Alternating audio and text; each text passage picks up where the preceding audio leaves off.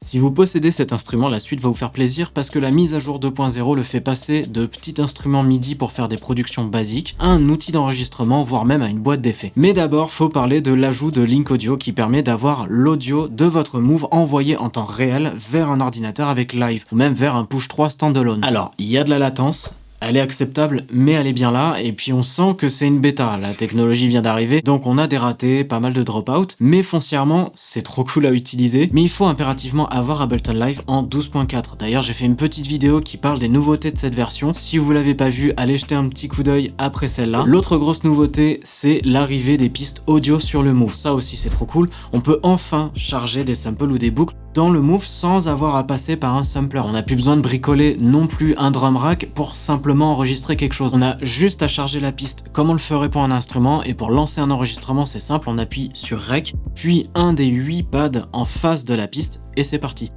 Et une fois fini, on rappuie sur le bouton Rec et ça boucle automatiquement. D'ailleurs, quand on appuie sur le bouton Rec, ça ouvre le menu de contrôle, c'est-à-dire le choix de la source.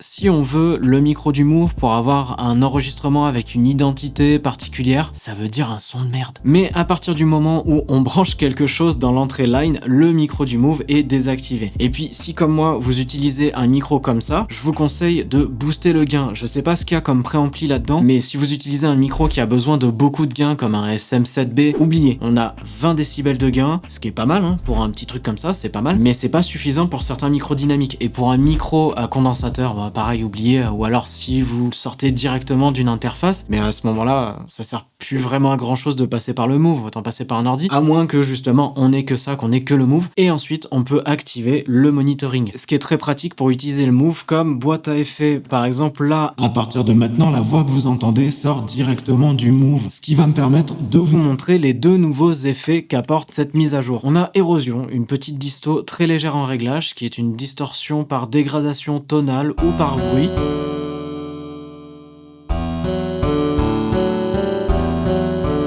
Les réglages sont parfaitement adaptés au Move, on a tout directement sur les 5 premiers potards. Alors, comme souvent avec le Move, par contre, on a besoin de partir d'un preset de base, il n'y a pas de réglage par défaut, mais bon, c'est pardonnable. Et ensuite, on a Auto Shift, pareil, pas de réglage par défaut, alors c'est peut-être dans les tuyaux parce qu'au final, c'est qu'une bêta. Et puis de toute façon, ce sont quand même des réglages de preset réfléchis qui couvrent des utilisations génériques de l'Auto Shift.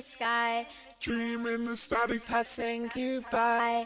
Caught in the current but I can't stay. You're the only thing. Donc peut-être que je chipote un petit peu trop avec mes réglages par défaut, mais bon, je trouve que cette petite mise à jour est quand même très généreuse. On a clairement un level up du Move, il cible un public un peu plus large, mais surtout, on a une intégration plus importante dans un écosystème Ableton avec Link Audio, qui, je l'espère, va suivre l'exemple de Link et devenir un standard dans la connexion sans fil de matos. Bref, allez, j'ai assez parlé, en même temps, je suis trop content, je pourrais en parler pendant des heures, je veux dire, ce petit truc n'arrête pas d'évoluer. Alors, je pense qu'on n'aura jamais que 4 pistes sur ce Move, faut pas rêver, mais à mon avis, si je dois jouer à Damirma et prédire le futur, c'est que l'argument principal du Move 2, ce sera justement un maximum de 16 pistes, histoire de dire on vous a écouté, mais faut repasser à la caisse, et surtout, on n'en met pas trop dedans pour continuer à vendre du push. Dites-moi ce que vous pensez de tout ça en commentaire, je serai très content de continuer d'en parler avec vous, on se retrouve très vite, merci d'avoir regardé jusqu'à la fin, c'était Kaizo, la bise.